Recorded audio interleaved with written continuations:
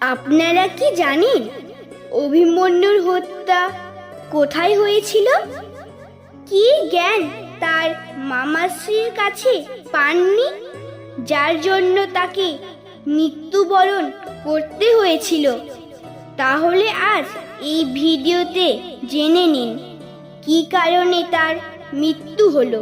কুরুক্ষেত্রের যুদ্ধের 13তম দিনে অর্জুনের 16 বছরের পুত্র অভিমন্যুকে নৃশংসভাবে হত্যা করা হয়েছিল।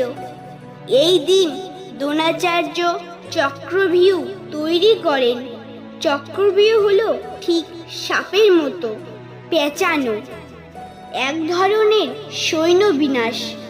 এই চক্রভিউ ভেদ করার ক্ষমতা কেবলমাত্র অর্জুন, শ্রীকৃষ্ণ ও অভিমন্যুর ছিল। তবে